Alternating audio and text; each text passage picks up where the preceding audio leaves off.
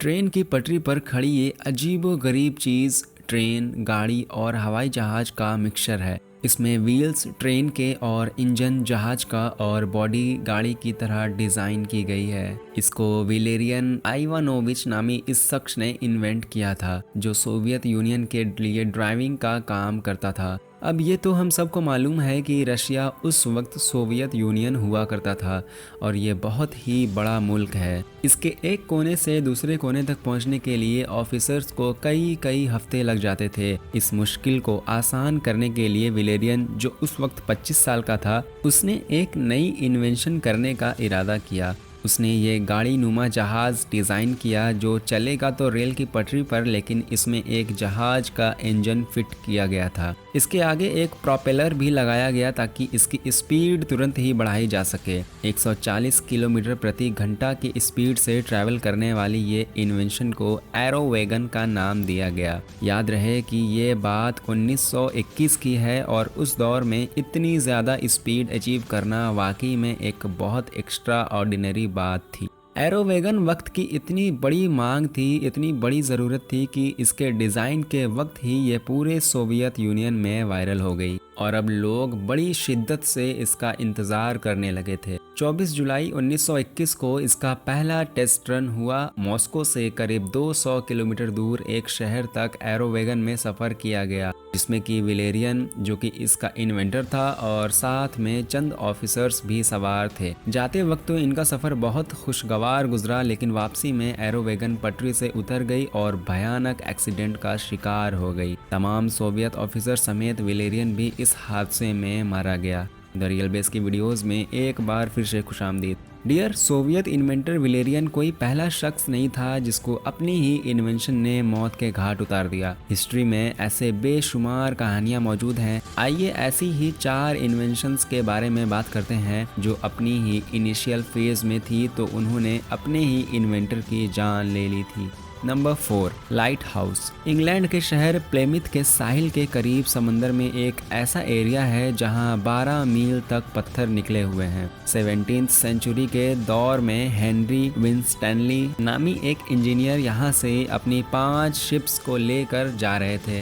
रात के अंधेरे में उनको ये पत्थर दिखाई नहीं दी, जिसकी वजह से इनकी 2 शिप्स इन पत्थरों में फंस गई और टूटकर तबाह बर्बाद हो गई। उनको ये स्पॉट शिपिंग इंडस्ट्री के लिए बहुत खतरनाक लगा। अब क्योंकि वो खुद एक इंजीनियर थे, उन्होंने इस मसले का कोई सॉल्यूशन निकालना चाहा। हेनरी ने 1696 में एक लाइट हाउस डिजाइन किया जो दूर से ही शिप कैप्टन्स को इन पत्थरों से दूर रखने का इशारा देगा। इनका डिजाइन अप्रूव हो गया और इन्होंने लकड़ी और ग्रेनाइट से इस लाइट हाउस की कंस्ट्रक्शन का काम शुरू कर दिया। ये 115 फीट लंबा लाइट हाउस था, जिसके टॉप पर 60 कैंडल्स लगाकर एक रोशन कमरा बनाया गया। अगले 7 सालों तक ये लाइट हाउस शिप्स को इन पत्थरों से बचाता रहा, लेकिन एक दिन जब हेनरी लाइट हाउस में ही मौजूद था तो उसी वक्त एक तूफान आ गया। ये ब्रिटिश हिस्ट्री का सबसे बड़ा तूफान था। तेज हवाएं और समुद्री लहरें लाइट हाउस को बहा कर ले गई और उस दिन के बाद से न ही वो लाइट हाउस मिला और न ही हेनरी का कोई अता पता चल सका।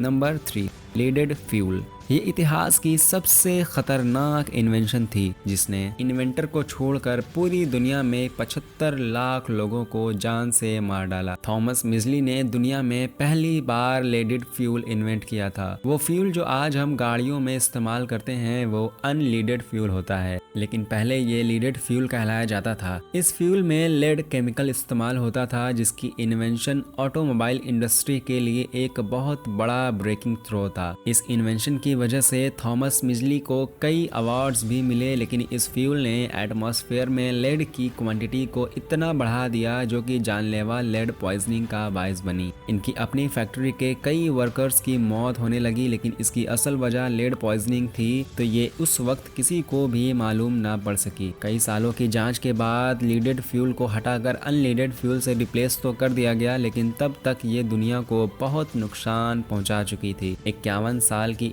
एज में थॉमस बिजली को लेड पॉइजनिंग की वजह से पोलियो हुआ और वो बेड पर आ गए और उन्होंने अपनी खुद के बेड के लिए एक पुली सिस्टम डिजाइन किया जो उनको बेड पर आसानी से सीधा बैठा देता था, वो भी बिना किसी के मदद के। एक दिन उनके अपने ही बनाए गए पुलिस सिस्टम की वायर्स उनके गले में फंस गई और दम घुटने की वजह से उनकी मौत हो गई।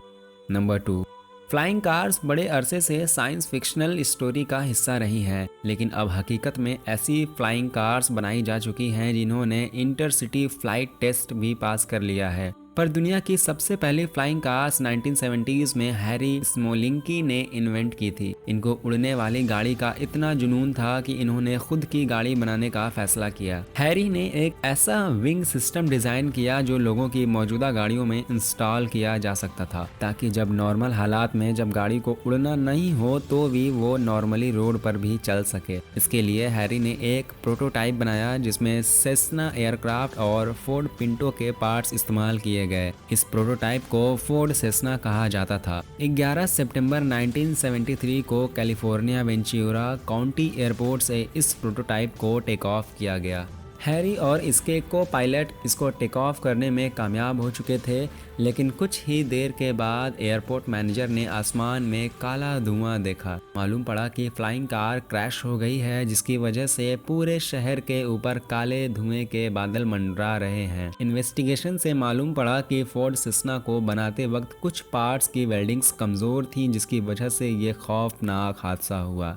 और अब नंबर 1, मैक्स वॉलियर एक ऑस्ट्रेलियन पायलट थे जो इन्वेंशन की रेस में 2 कदम आगे निकल गए। वो एक स्पेस क्राफ्ट बनाना चाहते थे जो इंसान को स्पेस में ले जा सके। उनको अच्छी तरह से मालूम था कि स्पेस में जाने के लिए बहुत ज़्यादा स्पीड की ज़रूरत होती है, जबकि उस वक्त के जहाज़ों की इतनी स्पीड नहीं होती थी। लिहाजा मैक्स ने पहले एक रॉकेट बनाया जिसको गाड़ी पर इंस्टॉल किया। इस रॉकेट की मदद से ये गाड़ी 232 किलोमीटर प्रति घंटा की स्पीड से चलने में कामयाब हो गई, लेकिन ये स्पीड स्पेस में जाने के लिए बिल्कुल कम थी। मैक्स ने रॉकेट फ्यूल को चेंज करके ज़्यादा तेज़ी से चलने वाला फ्यूल बनाने का फैसला किया। 18 मई 1930 को वो इस नए फ्यूल को बनाने का कुछ एक्सपेरिमेंट ही कर रहे थे कि कुछ गड़बड़ हुई और एक रॉकेट बुरी तरह से फट गया। स्पेसक्राफ्ट की इन्वेंशन में ये पहला हादसा और पहली मौत थी। मैक्स वॉलियर अगर आज जिंदा होते तो शायद देख पाते कि जिस चीज़ को वो इन्वेंट करना चाह रहे थे वो अब कितनी एडवांस हो चुकी है। उम्मीद है द रियल बेस की ये वीडियो भी आपको काफ़ी पसंद आई होगी। वीडियो अगर अच्छी लगी तो इसे एक प्यारा सा लाइक कर दें और ऐसी ही वीडियोस आगे भी देखने के लिए हमारे चैनल को सब्सक्राइब भी कर सकते हैं। मिलते हैं नेक्स्ट किसी वीडियो में किसी इंटरेस्टिंग टॉपिक पर। तब तक के लिए अपना ख्याल रखिए। खुदा हाफिज़।